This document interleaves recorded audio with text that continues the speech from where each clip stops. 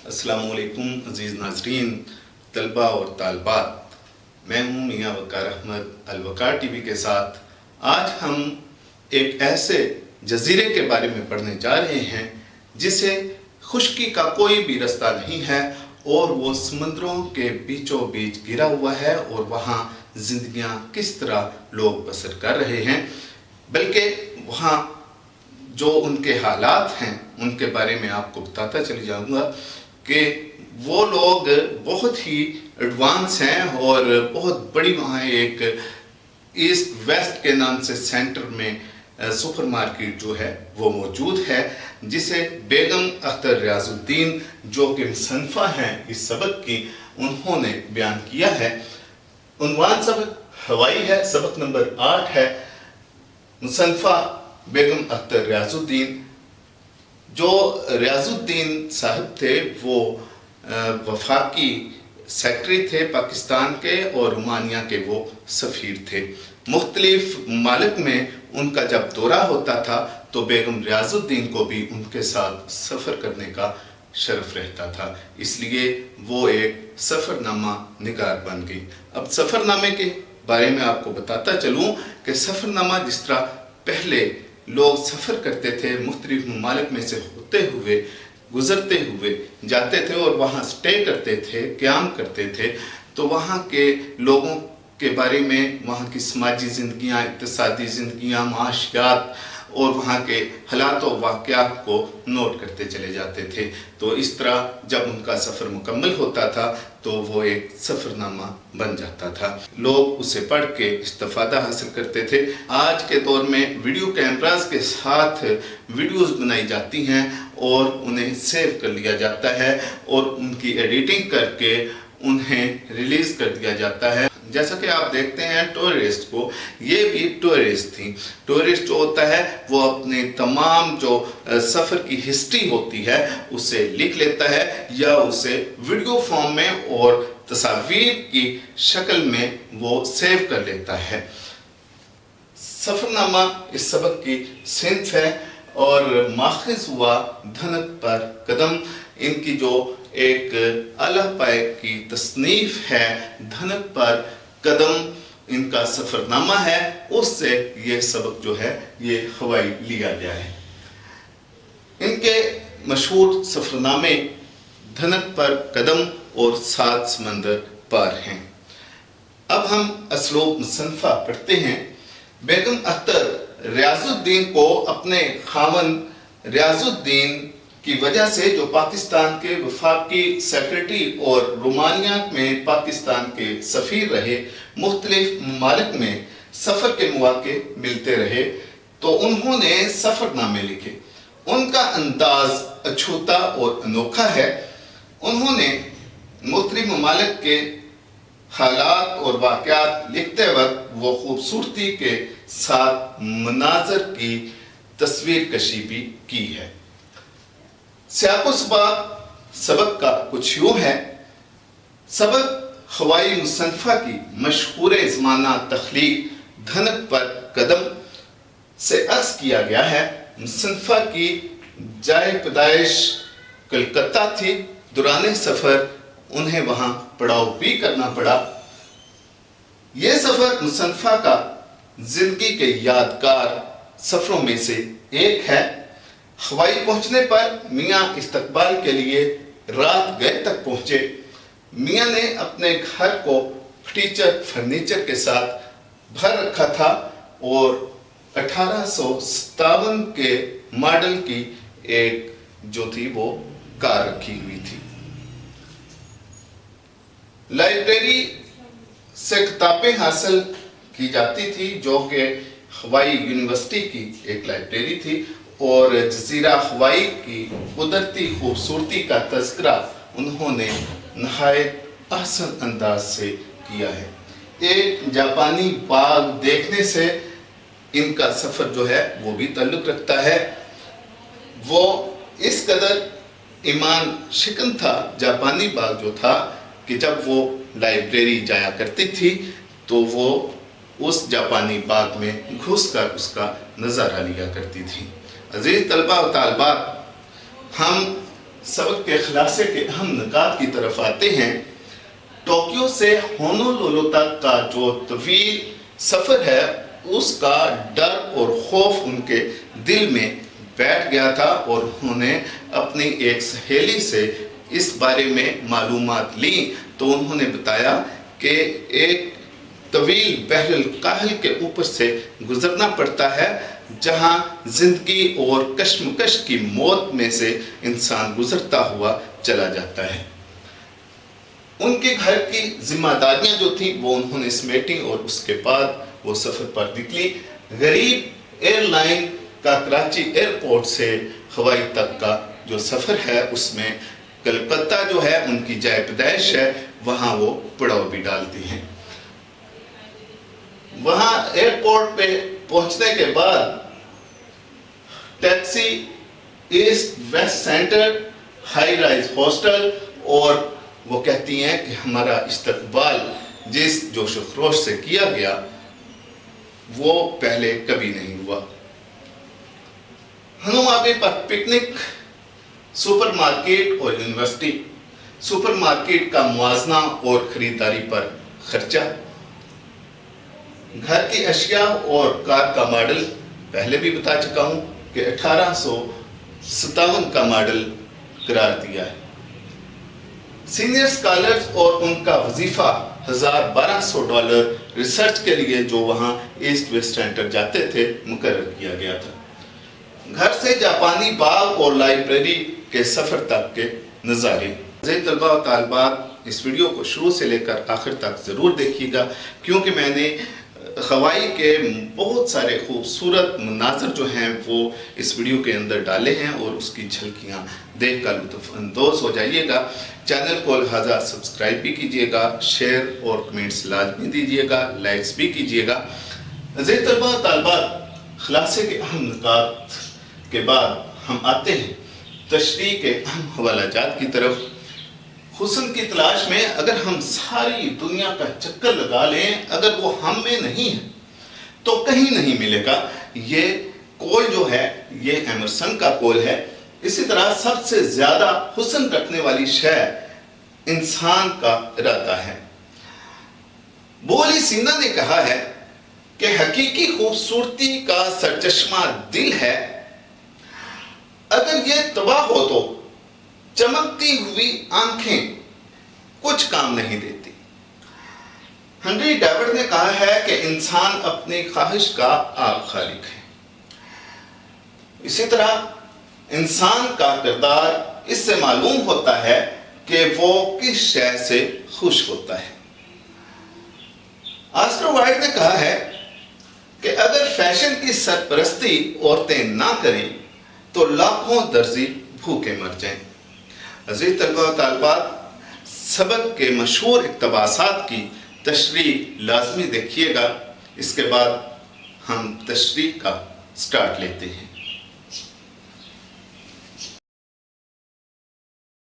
عزیز طلباء و طالبات، بیگم اختر ریاض الدین 1928 میں پیدا ہوئی۔ ان کے خاوند میاں ریاض الدین احمد پاکستان کے وفاقی سیکریٹری اور رومانیہ میں پاکستان کے سفیر رہے۔ وہ سرکاری طور پر غیر ملکی سفر کے لیے جاتے رہتے تھے۔ ان کے ساتھ بیگم اختر ریاض الدین بھی جاتی تھی۔ جن ممالک میں وہ گئے، بیگم اختر ریاض الدین کو سفر کرنے کا موقع ملتا رہا اور ان ممالک کے سفر نامے بھی لکھے۔ ان کا انداز اچھوتا اور انوکھا ہے۔ مختلف ممالک کے حالات لکھتے وقت وہ خوبصورتی کے ساتھ مناظر کی تصویر کشی کرتی ہیں۔ ہوائی امریکہ کی ایک ریاست ہے۔ اس پر جو سفر نامہ لکھا گیا ہے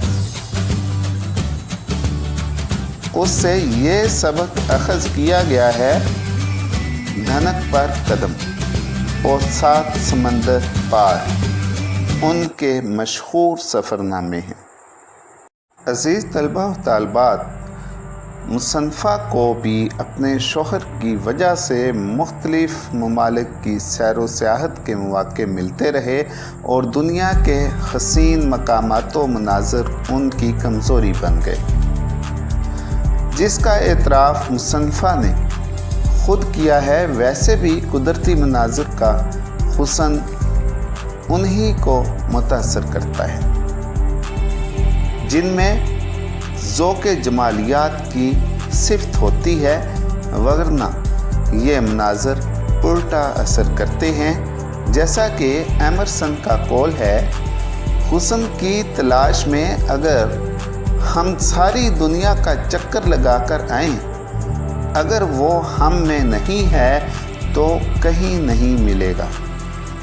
मुसन्फ़ा को शौहर की वजह से मुख्तलिफ़ ममालिक की सैर के मौक़े मिले और हवाई का सफ़र भी इसी सिलसिले की एक कड़ी है।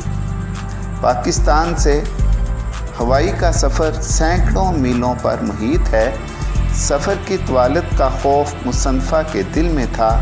इंसानी फितरत है कि जब वो उन अनदेखे देशों में जाता है तो सबसे पहले उसके बारे में मालूमात हासिल करता है ताकि दौरान सफ़र पेश आने वाले मसाइल से निमट सके। जब उन्होंने अपनी सहेली को हवाई के सफ़र पर रवानगी के बारे में बताया तो उसने कहा कि टोक्यो से होनोलुलु तक नीचे दुनिया का सबसे बड़ा और गहरा समंदर बहरुल काहल होता है और जहाज़ के ज़रिए एक तवील फासला समंदर के ऊपर तय करना पड़ता है। ज़मीन का खुश्की का मामूली सा खित्ता भी इत्मीनान के लिए दिखाई नहीं देता। अगर खुदा न खास्ता सफ़र के दौरान में कोई हादसा पेश आ जाए तो बचने के इम्कानात बहुत कम होते हैं, क्योंकि नीचे हद्दे नज़र तक पानी ही पानी दिखाई देता है। अगर समुद्री तूफ़ान आ जाए तो तेज़ हवा के झक्कड़ चलते हैं जो हादसे का पेशखेमा साबित हो सकते हैं और सारा सफ़र अल्लाह को याद करते हुए ही गुजरता है।